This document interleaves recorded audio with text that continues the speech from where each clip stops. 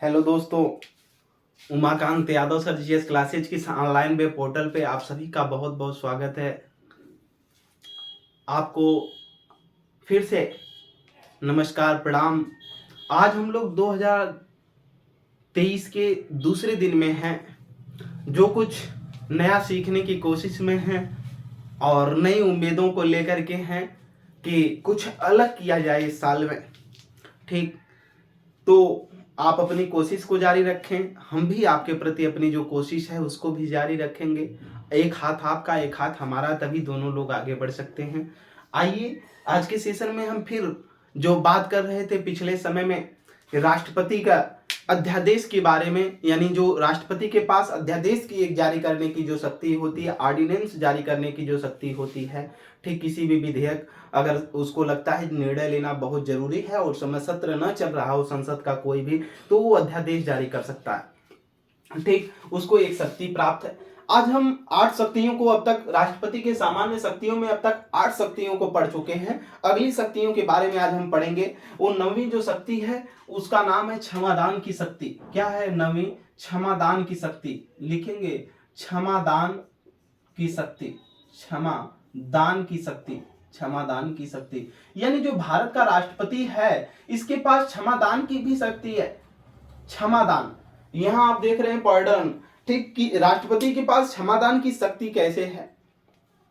जब इसके अंतर्गत क्या होता है, जब न्यायालय किसी भी व्यक्ति को, न्यायालय जब क्या करता है तो किसी भी व्यक्ति को दोषी ठहरा देता है, ठीक, उसको सजा सुना देता है, तो ऐसे समय में राष्ट्रपति को यह शक्ति है कि उस व्यक्ति को क्षमादान कर सकता है। ठीक, यानी भारत का राष्ट्राध्यक्ष है, राष्ट्र प्रमुख है। जैसे घर के मालिक होते हैं, कोई भी घर में गलतियां हो जाती हैं तो किसी भी व्यक्ति को, ठीक, गलतियां जब हो जाती हैं तो उसके लिए सजा भी सुना सकता है। लेकिन अगर वो व्यक्ति को लगता है मालिक को कि नहीं ठीक है एक बार क्षमा कर देना चाहिए, तो ऐसे समय में वो क्या करता है, क्षमादान भी कर देता है। क्षमादान मतलब उसकी गलतियों को स्वीकार कर लेता है, ठीक है अगली बार से ऐसा नहीं करना। ठीक, तो ऐसे समय में राष्ट्रपति भी उसी प्रकार राष्ट्राध्यक्ष है, राष्ट्र प्रमुख है। ठीक, तो न्यायालय के द्वारा, न्यायालय यहाँ पर न्यायपालिका जो है यही देखती है कि कहीं कोई गलत तो नहीं ना हो रहा है, कहीं किसी कानून का जो गलत उल्लंघन तो नहीं किया कोई, तो ऐसे समय में उसको सजा देने का प्रावधान करती है।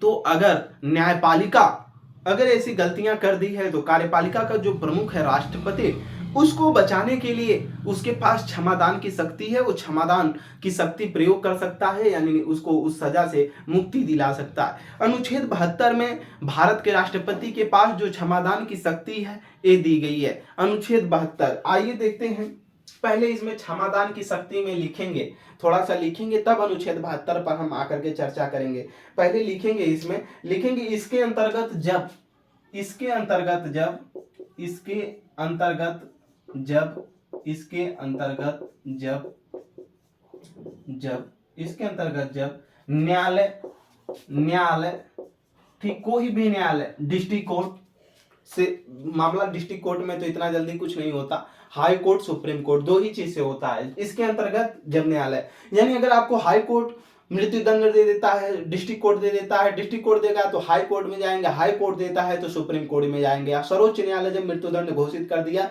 या किसी भी प्रकार की सजा का निर्णय ले लिया, तो उसके बाद राष्ट्रपति ही आपको क्षमादान की शक्ति से बचा सकता है। वो हाई कोर्ट से ही आपका फाइनल भी हो सकता है। ठीक, इसके अंतर्गत जब न्यायालय लिखेंगे, जब न्यायालय, जब न्यायालय किसी व्यक्ति को, किसी व्यक्ति को, किसी व्यक्ति को, किसी व्यक्ति को, किसी व्यक्ति को दोषी, दोषी या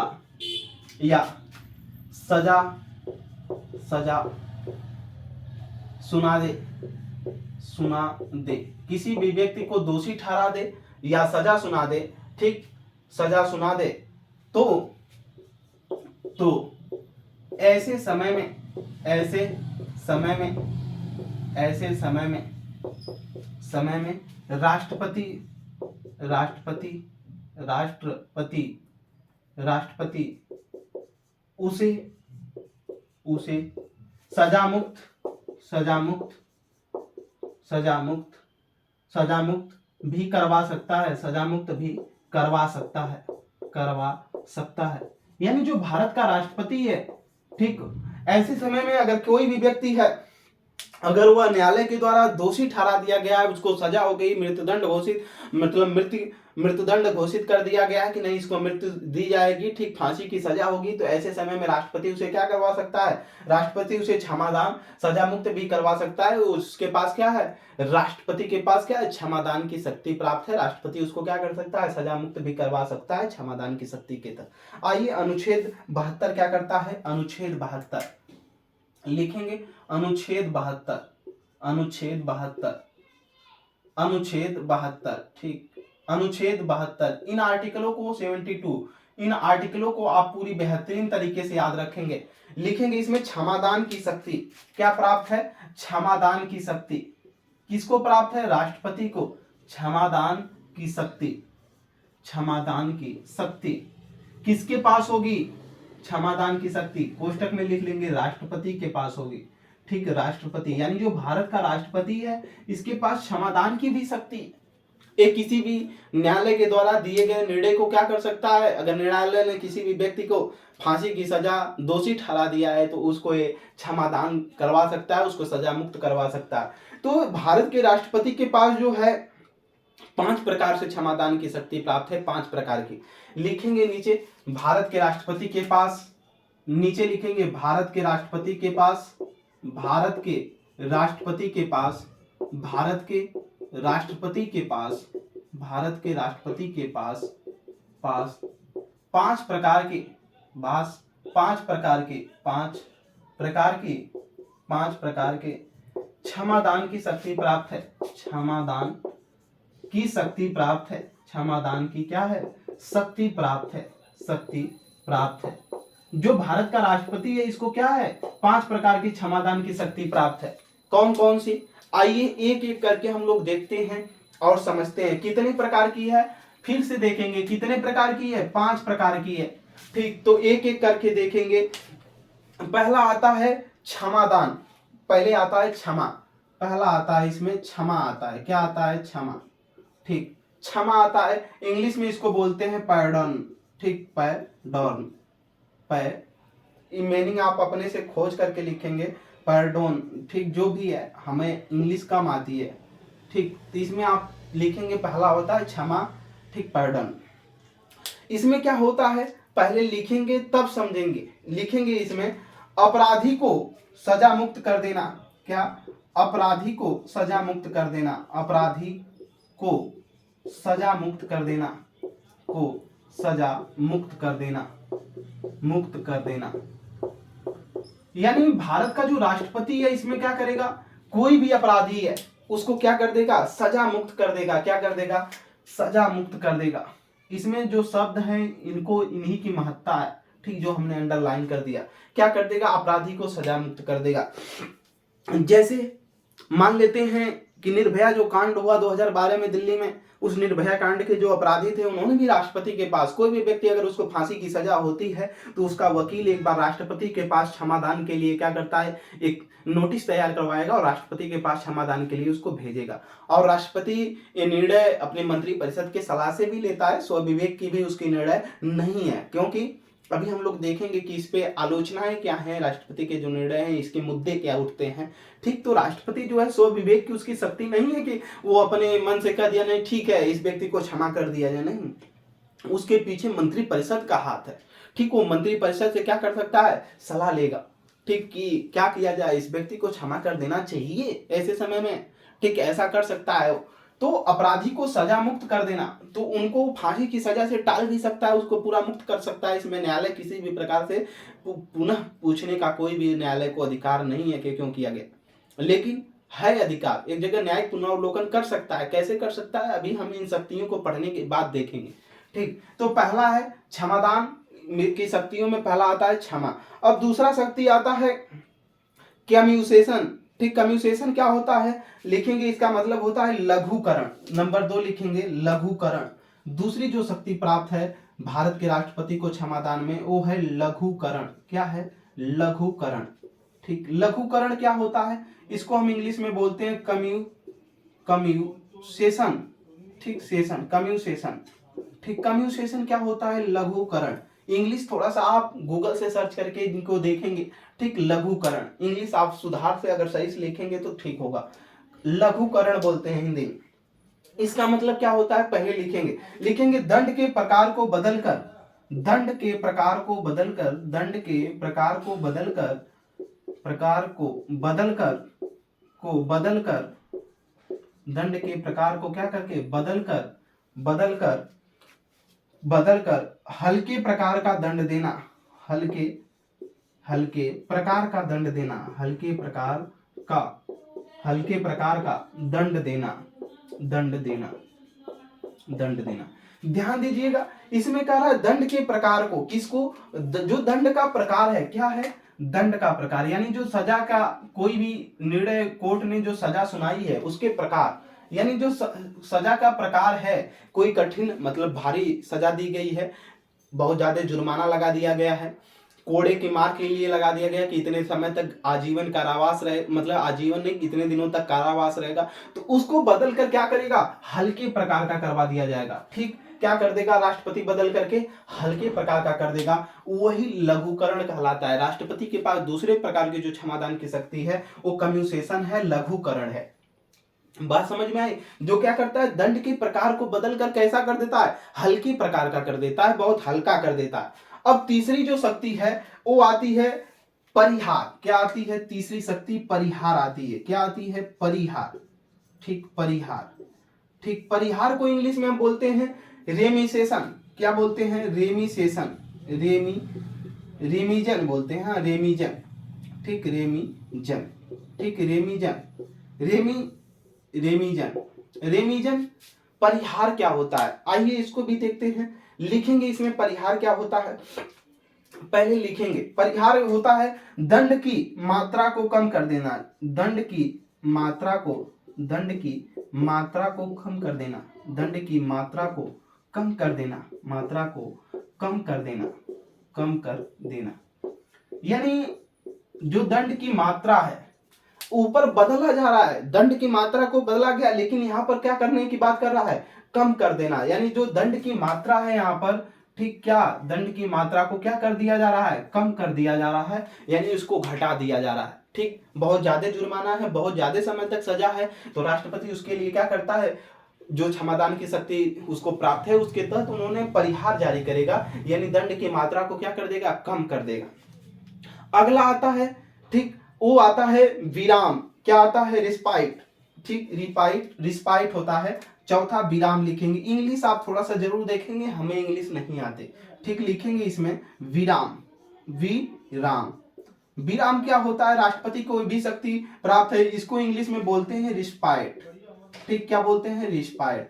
ठीक, रिस्पाइट। आइए विराम क्या है देखेंगे। इसमें पहले लिखेंगे किसी मानवीय तथ्य पर क्षमादान देना, किसी मानवीय तथ्य पर,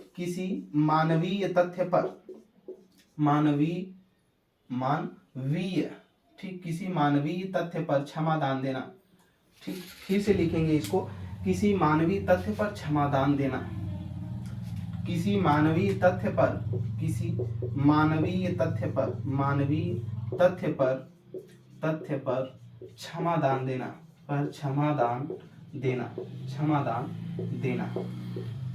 क्षमादान देना। ठीक, किस पर, मानवीय तथ्य पर। अब ये मानवीय तथ्य क्या है, ठीक, मानवीय तथ्य व्यक्ति है, उसका हमारे राष्ट्र के लिए उसको लगता है कि नहीं बहुत उपयोगी है। ठीक, और अगर उपयोगी है तो उस उपयोगिता को देखते हुए उसको बचाना बहुत जरूरी है। ठीक, और उसको बचाना जरूरी है, इसलिए राष्ट्रपति क्षमादान की शक्ति दे सकता है। वो वैज्ञानिक है, साहित्यकार है, कुछ उसके लिए राष्ट्र के लिए उपयोगी हमारे काम किया है, या लगता है वो भविष्य में कुछ कर सकता है हमारे राष्ट्र के लिए, तो ऐसे समय में उसको क्या किया जा सकता है, उसको बचाया जा सकता है। ठीक, इसी के तहत, किसके तहत, विराम, रिस्पाइट, जो रिस्पाइट होता है। ठीक, इसको थोड़ा सा सुधार करेंगे, होता है रिस्पाइट, यहाँ हमने मीनिंग गलत लिख दिया था, रिस्पाइट होता है। क्या होता है, रिस्पाइट होता है। ठीक, रेमेजन होता है ऊपर वाला, और इसके बाद ये होता है क्या, रिस्पाइट। ठीक, तो इसमें हमने किसी भी मानवीय तथ्य पर क्षमादान देने का मतलब है, जैसे भारत के राष्ट्रपति डॉक्टर एपीजे अब्दुल कलाम थे, राष्ट्रपति थे। ठीक, उसके पहले वो वैज्ञानिक थे, उन्होंने अगर मिसाइल मैन भी थे तो उन्होंने जो ऐसा कुछ राष्ट्र के लिए किया, या आगे लगता है भारत के राष्ट्रपति को कि ऐसा कुछ कर सकते हैं, और उन्होंने कोई ऐसी गलती कर दिया कि न्यायालय उन्हें दंडित करने के लिए फांसी की सजा सुना रहा, तो ऐसे समय में राष्ट्रपति मानवीय तथ्य पर, उनके मानवीय गरिमा को देखते हुए, चाहे कोई खिलाड़ी है ऐसा कोई कार्य कर दिया है, ठीक, तो उसको मानवीय तथ्य पर क्या दे सकता है, क्षमादान दे सकता है, यानी मानव का कुछ उसके राष्ट्र के लिए उपयोगी है, राष्ट्र के लिए वो कुछ कर सकता है, तो ऐसे समय में उसके लिए क्या किया जा सकता है, क्षमादान की शक्ति इसको प्राप्त है कि उसको क्षमा किया जा सकता है। अगला है निलंबन, रिप्रीव। ठीक, क्या होता है, रिप्रीव होता है, निलंबन देखेंगे। पांचवा होता है निलंबन, निलंबन, निलंबन।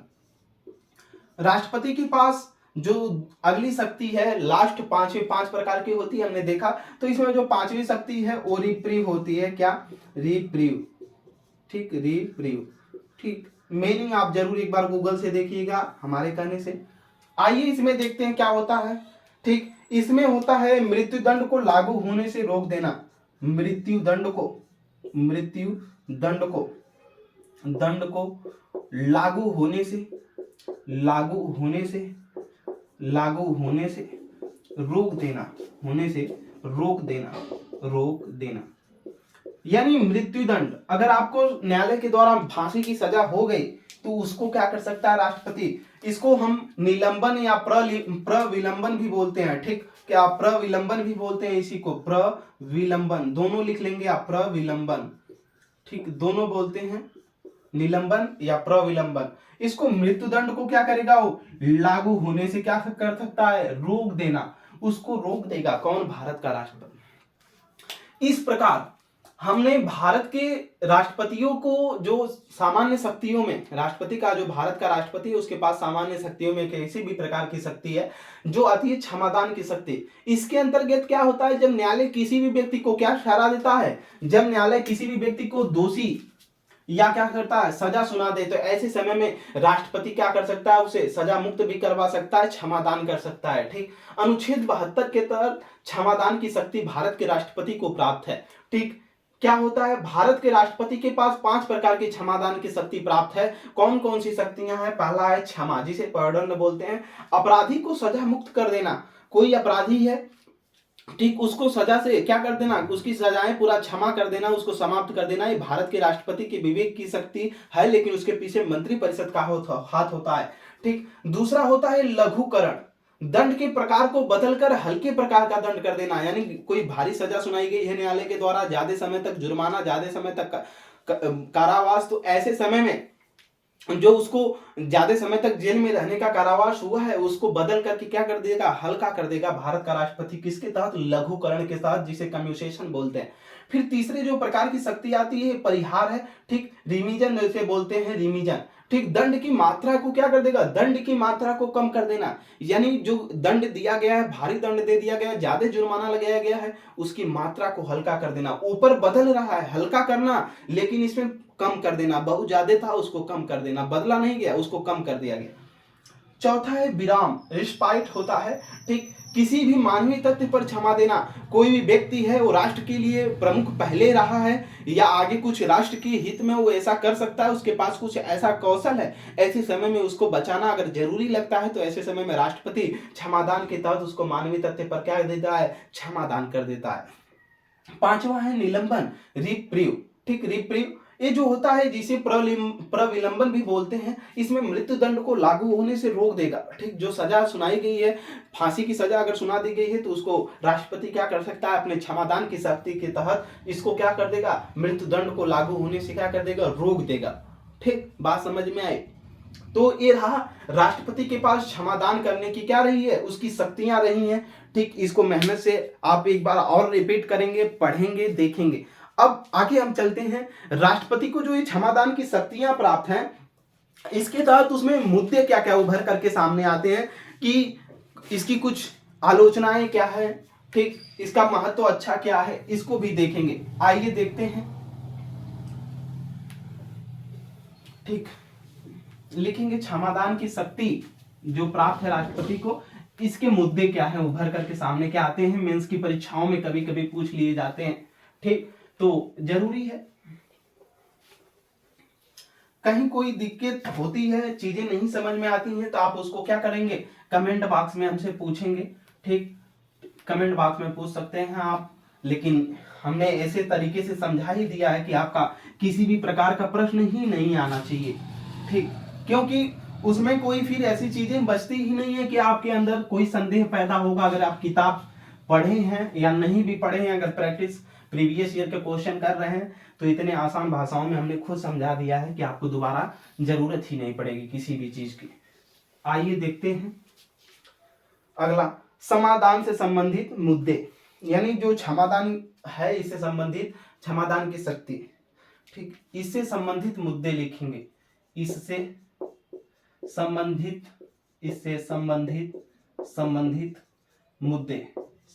मुद्दे, यानी मुद्दे क्या उठते हैं जो राष्ट्रपति के पास क्षमादान की शक्ति है। ठीक, इसमें लोगों का कहना क्या है। ठीक, यह राष्ट्रपति को जो क्षमादान की शक्ति है, पहले हम एक एक पॉइंट समझाएंगे फिर उसको लिखवाएंगे। ठीक, तो इसमें आप लिखेंगे तो और अच्छा हो जाएगा, थोड़ा हमको लिखना कम पड़ेगा। जो संबंधित मुद्दे हैं, इसमें क्या होता है कि राष्ट्रपति जो है क्षमादान की जो इसकी शक्ति है सो विवेक की शक्ति नहीं है। इसके पीछे क्या होता है, इसका प्रयोग जो है मंत्रिपरिषद के सलाह पर ही किया जाता है। क्या किया जाता है, मंत्रिपरिषद के सलाह पर किया जाता है। तो पहला लिखेंगे इसमें क्षमादान की शक्ति में, पहला लिखेंगे यह राष्ट्रपति के स्वविवेक की शक्ति नहीं है, स्वविवेक की शक्ति नहीं है। यानी जो राष्ट्रपति है उसके विवेक की शक्ति नहीं, वो स्वयं निर्णय क्षमा नहीं दे सकता। ठीक, क्या होता है इसमें, इसका प्रयोग वह मंत्रिपरिषद की सलाह से करता है। वह प्रयोग उस मंत्रिपरिषद क्या होती है, हमने इसको बताया है कई बार पिछली कक्षाओं में। वह मंत्रिपरिषद की सलाह से करता है,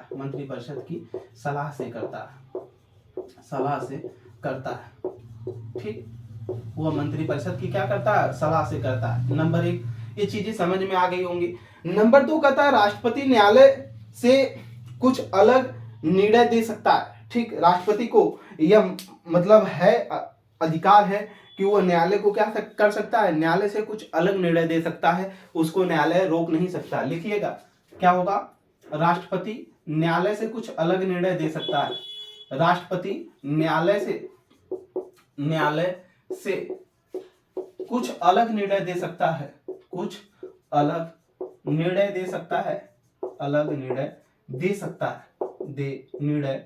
सकता है, यानी राष्ट्रपति को ये लगता है कि कुछ अलग देना चाहिए, मंत्रिपरिषद ने उसे कुछ अलग सुझाव दे दिया, तो ऐसे समय में वो क्या करेगा, राष्ट्रपति कुछ अलग निर्णय दे सकता है। और अगर अब अगले तथ्य पे अगर हम देखें तो जो राष्ट्रपति ने निर्णय दिया, ठीक, राष्ट्रपति ने अपने निर्णय दिया है उसका कारण बताने के लिए वो बाध्य नहीं है कि न्यायालय पूछे कि आपने ऐसा क्यों किया, तो राष्ट्रपति उसके लिए बाध्य नहीं है। लिखेंगे आगे, राष्ट्रपति अपने निर्णय का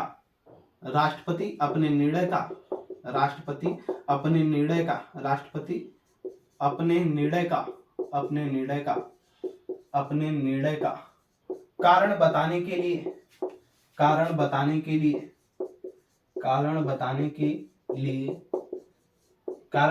के लिए बाध्य नहीं है। यानी वो क्यों ऐसा किया, ठीक, इसके लिए वो बाध्य नहीं है। अगर उन्होंने अपने निर्णय से, राष्ट्रपति क्या किया, अपने निर्णय से किसी भी चीज को कह दिया कि इसकी सजा माफ कर दिया जाए, इसको फांसी से मुक्त कर दिया जाए मानवीय तथ्य के आधार पे, ठीक, इसको प्रविलंबन कर दिया जाए, निलंबन कर दिया जाए जो इसको सजा हुई है, तो ऐसे समय में राष्ट्रपति जो ये निर्णय दिया है उसको निर्णय का कारण क्यों कर दिया गया, न्यायालय कारण नहीं पूछ सकता, और भी लोग मीडिया भी कारण नहीं पूछ सकते। ठीक, ये राष्ट्रपति को क्या है, अधिकार है कि वो उसको बताने के लिए बाध्य नहीं है। ठीक, अगर जबरदस्ती कोई नहीं कर सकता। और उस तरह से भी आप देखे होंगे कि जो भारत का मीडिया है वो राष्ट्रपति से बहुत कम ही प्रश्न करता है। ठीक, इसीलिए जब राष्ट्रपति की तुलना की जाती है अन्य देशों से, पूछा जाता है क्या जो भारत का राष्ट्रपति है तोते में बंद पिंजरा है, कैसा है अमेरिका के राष्ट्रपति से, ब्रिटेन के प्रधानमंत्री से, इन सब की तुलना की जाती है, उसको हम आगे अभी पढ़ेंगे। ठीक, अगर अपराधी कोई अपराधी है, अपराधी को जो राष्ट्रपति है, राष्ट्रपति के सामने उसको बुला करके सुनवाई, मौखिक रूप से सुनवाई का, यानी राष्ट्रपति को ये नहीं है कि वो अपराधी जो अपराध किया है वो सजा मुक्ति जो चाहता है, यानी क्षमादान चाहता है राष्ट्रपति से, उसको सामने बुलाया जाए और राष्ट्रपति उसे क्या करे, मौखिक रूप से सवाल करे, ऐसा कोई भी सुनवाई का राष्ट्रपति को भी अधिकार नहीं है। लिखेंगे चौथा इसमें लिखेंगे अपराधी को राष्ट्रपति के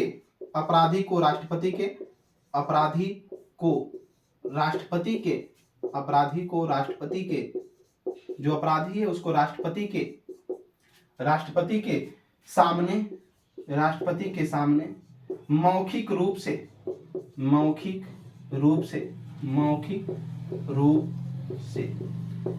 क्या हमने लिखा, अपराधी जो है, अपराधी को राष्ट्रपति के सामने मौखिक रूप से सुनवाई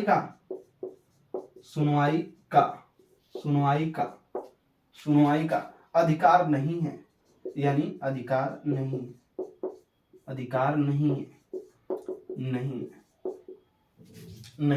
यानी जो अपराधी है वो राष्ट्रपति के सामने आए, उसको बुला करके राष्ट्रपति कोई भी सुनवाई या उसके मौखिक रूप से उससे कुछ पूछ नहीं सकता। ठीक, उसको भी ये अधिकार राष्ट्रपति को क्या है, अपराधी को राष्ट्रपति के सामने लाया जाए और मौखिक रूप से कोई पूछे और उससे सुनवाई करे, तो ऐसा अधिकार नहीं है राष्ट्रपति के पास भी। आगे लिखेंगे पांचवा कहता है क्षमादान की शक्ति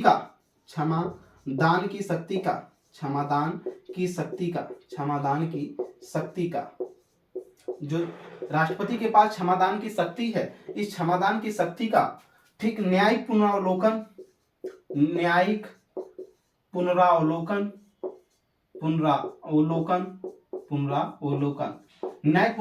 का मतलब है पुनर्सुनवाई। ठीक, न्यायिक पुनरावलोकन नहीं हो सकता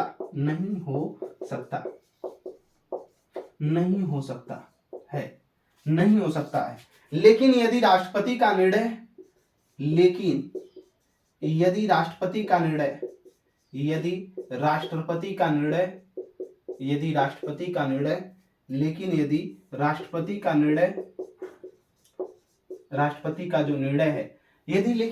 का निर्णय मनमाना हो, ठीक, मनमाना हो, अतार्किक हो, विभेदपूर्ण हो, दोषपूर्ण हो, तो ऐसे समय में न्यायालय क्या कर सकता है, उसके न्यायिक पुनरावलोकन कर सकता है। ठीक, आइए शुरू से देखते हैं जो राष्ट्रपति की क्षमादान की शक्ति है। ठीक, इसके जो संबंधित मुद्दे उभर करके समाज में आते हैं, आलोचनाएं आती हैं, कमियां बताई जाती हैं और कुछ अच्छी विशेषताएं भी बताई जाती हैं, सब कुछ इससे जो संबंधित मुद्दे उठते हैं उसको मिला करके इसमें बात करेंगे। जो राष्ट्रपति है, राष्ट्रपति के स्वविवेक की शक्ति नहीं है, जो क्षमादान देता है राष्ट्रपति उसके स्वविवेक की शक्ति नहीं है, उसके पीछे क्या होता है, इसका प्रयोग वो मंत्रिपरिषद की सलाह से करता है, इसके पीछे वो किसका है, मंत्रिपरिषद की सलाह है, यानी मंत्रिपरिषद का भी इसमें क्या है, हाथ है। ठीक, दूसरा जो मुद्दा उभर के आता है कि राष्ट्रपति अब न्यायालय से कुछ अलग निर्णय दे सकता है, यानी न्यायालय ने जो कुछ निर्णय दिया है उससे कुछ अलग निर्णय देगा कौन, भारत का जो राष्ट्रपति है, अलग निर्णय दे सकता है। फिर आती है राष्ट्रपति अपने निर्णय का कारण बताने के लिए बाध्य नहीं है, यानी राष्ट्रपति ने जो अपना निर्णय दिया किसी भी क्षमादान के लिए, तो उस पर वो क्यों दिया, इसके लिए वो अपना बताने के लिए न्यायालय के सामने या किसी भी चीज को, किसी भी मीडिया को, किसी भी व्यक्ति को बाध्य नहीं है कि वो बताए कि हमने ऐसा निर्णय क्यों दिया। आगे की तरफ फिर बात आती है जो अपराधी है, चौथा, अपराधी जो अपराध किया है उसको सामने, राष्ट्रपति के सामने लाने के लिए और उसे मौखिक रूप से सुनवाई का, यानी उस अपराधी से पूछा जाए, ठीक, राष्ट्रपति के सामने लाया जाए और वो अपराधी से कुछ भी पूछा जाए, ये सुनवाई का अधिकार किसको नहीं है, राष्ट्रपति को भी अधिकार नहीं। ठीक, कुछ ये कमियां भी हो सकती हैं, विशेषताएं भी हैं। ठीक, फिर आगे आती है क्षमादान की जो शक्ति है, इन न्यायिक पुनरावलोकन नहीं हो सकता इसका, यानी राष्ट्रपति के पास जो क्षमादान की शक्ति है, उन्होंने जो क्षमादान दिया इसका न्याय पुनरावलोकन यानी दोबारा सुनवाई न्यायालय में फिर से इसका अवलोकन नहीं किया जा सकता। ठीक, लेकिन यदि राष्ट्रपति का जो निर्णय है, क्या हमने बताया कि लेकिन यदि राष्ट्रपति का जो निर्णय है वो मनमाना हो, अतार्किक हो, द्वेषपूर्ण हो, ठीक, द्वेषपूर्ण के साथ साथ वो विभेद मूलक हो, यानी जातिवाद जातिवाद समस्या से जुड़ा हो, ऐसे समय में अगर कोई भी मामला उत्पन्न होता है तो न्यायालय क्या कर सकता है, न्यायिक पुनरावलोकन कर सकता है। ठीक, उसको पूरा पूरा अधिकार है। तो ये क्षमादान शक्तियों से संबंधित मुद्दे उभर करके राष्ट्रपति के पास आते हैं। इन 9वीं क्षमादान की शक्ति रही। अब हम लोग लास्ट देखेंगे कि जो राष्ट्रपति की सामान्य शक्तियों में 10 शक्तियां आती हैं, वो 10वीं शक्तियां कौन है? 9 हम लोगों ने देख लिया, तो आइए देखते हैं। 10वीं शक्ति आती है वित्तीय शक्तियां। राष्ट्रपति के पास कुछ वित्तीय शक्तियां भी हैं। आइए देखते हैं क्या है राष्ट्रपति के पास वित्तीय शक्तियां। ठीक, 10वीं लास्ट शक्ति है राष्ट्रपति की इसमें। फिर इसके बाद हम लोग पढ़ेंगे राष्ट्रपति के पास जो आपातकालीन की शक्तियां हैं, कितने प्रकार की, 3 ठो शक्तियां हैं राष्ट्रपति के पास आपातकालीन शक्तियों में। हम उसको विस्तृत तरीके से उसको भी पढ़ेंगे। ठीक, पहले हम लोग देखेंगे इसमें कि 10वीं शक्तियों में वित्तीय शक्तियां राष्ट्रपति के पास क्या है। वित्त, वित्त का मतलब यहां पर आप समझ सकते हैं वित्त से संबंधित धन से। ठीक, यानी धन संबंधी, यानी अर्थव्यवस्था से संबंधित जो भी कुछ मामले हैं, यानी जब भी बजट वगैरह की बात आएगी तो राष्ट्रपति की भी इसमें कुछ शक्तियां होंगी। ठीक, तो कौन से हैं आइए देखते हैं। वित्तीय शक्तियां 10वीं लिखेंगे इसमें। राष्ट्रपति के सामान्य शक्तियों में 10वीं शक्ति लिखेंगे वित्तीय शक्तियां। क्या? वित्तीय शक्तियां, वित्तीय शक्तियां, वित्तीय शक्तियां। नोट करिएगा, वित्तीय शक्तियां। ठीक, राष्ट्रपति के पास वित्तीय शक्तियां क्या है? आइए इसमें 2 अनुच्छेद, एक लिखेंगे आर्टिकल 112, अनुच्छेद 112, अनुच्छेद 112, अनुच्छेद 112, अनुच्छेद 112, और दूसरा आर्टिकल लिखेंगे अनुच्छेद 280, अनुच्छेद 280 वित्त आयोग। ठीक, इसमें अनुच्छेद 112 में क्या है? वार्षिक वित्तीय विवरण। क्या है? वार्षिक वित्तीय विवरण, वार्षिक वित्तीय विवरण, वित्तीय विवरण, वार्षिक वित्तीय विवरण। ठीक, इसी को हम बोल सकते हैं क्या? संघीय बजट, संघ का बजट, संघ का बजट, बजट। ठीक, या इसी को बोल सकते हैं केंद्रीय बजट। क्या? केंद्रीय बजट, केंद्र का बजट, केंद्र का बजट। ठीक, ये आर्टिकल 112 में फाइनेंशियल बजट जिसे बोलते हैं, वित्तीय बजट। ठीक, 280 में क्या है? इसमें है वित्त आयोग। क्या है? वित्त आयोग। क्या है? वित्त आयोग है। ठीक, वित्त आयोग क्या है अभी उसको भी देख लेंगे। फिर एक आर्टिकल और इसमें संबंधित है, वो आता है अनुच्छेद, अनुच्छेद, अनुच्छेद 267, अनुच्छेद 267। ठीक, 266 फर्स्ट सेकंड निधियां आती हैं, 67 में भी निधि है। इसमें आती है आकस्मिक निधि।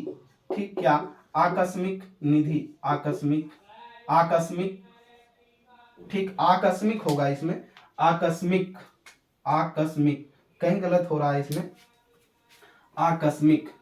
ठीक, आकस्मिक, आकस्मिक निधि, आकस्मिक निधि। ठीक, आकस्मिक निधि। आइए बात करते हैं राष्ट्रपति के पास जो सामान्य शक्तियों में सबसे लास्ट शक्ति है वो आती है वित्तीय शक्तियां। वित्तीय शक्तियों में अनुच्छेद 112, अनुच्छेद 112 में आता है वार्षिक वित्तीय विवरण, संघ का बजट जिसे बोलते हैं या केंद्रीय बजट बोलते हैं। और ये जो केंद्रीय बजट होता है ये कब से कब तक का होता है? तो ये 1 अप्रैल से 31 मार्च का बजट होता है। कब से? 1 अप्रैल से, कब से स्टार्ट होता है? 1 अप्रैल से 31 मार्च का होता है। ठीक, 31 मार्च का एक वित्तीय वर्ष होता है। क्या होता है? वित्तीय वर्ष। उसी वित्तीय वर्ष का मतलब 1 वर्ष का। ठीक, 1 वर्ष का जो बजट होता है उसे फाइनेंशियल बजट या संघ का बजट या केंद्रीय बजट बोलते हैं। तो राष्ट्रपति के, जब तक राष्ट्रपति मतलब अपना अनुमति नहीं देगा तब तक जो भारत का वित्त मंत्री होगा या होंगे वो बजट को क्या करेंगे? पेश नहीं कर सकते। किसके बीच? संसद के सदनों के बीच, यानी उसको सदन में, संसद में उसको पेश नहीं किया जा सकता। कब तक? जब तक भारत के राष्ट्रपति का परमिशन नहीं होगा।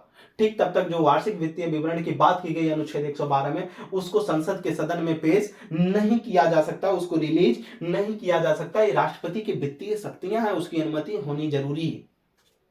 ठीक, अनुच्छेद 280 कहता है वित्त आयोग। ठीक, केंद्र और राज्य के बीच जो राजस्व का बंटवारा यानी जो टैक्स इकट्ठा होता है, इस टैक्स का बंटवारा करने का काम एक वित्तीय वर्ष के बाद कौन करता है? वित्त आयोग करता है। तो जो वित्त आयोग का गठन है, भारत का राष्ट्रपति करता है प्रत्येक 5 सालों के लिए, और उसमें जो वित्त आयोग का अध्यक्ष होगा और भी जो 3 अन्य सदस्य होते हैं वित्त आयोग के, उनकी भी नियुक्ति कौन करता है? राष्ट्रपति करता है। ठीक, बात समझ में आए? यानी भारत के वित्त आयोग राजस्व के बंटवारे के लिए वित्त से संबंधित जो आयोग गठित किया जाएगा राजस्व के बंटवारे हेतु, उस वित्त आयोग का प्रत्येक 5 साल पर गठन कौन करेगा? भारत का राष्ट्रपति करेगा, और वित्त आयोग के अध्यक्ष की नियुक्ति भी भारत के राष्ट्रपति करेगा, अन्य सदस्यों के भी। ठीक, फिर अनुच्छेद 267 आता है जो आकस्मिक निधि है। आकस्मिक निधि का मतलब है आपातकालीन संबंधी निधियां। ठीक, निधि का मतलब है फंड।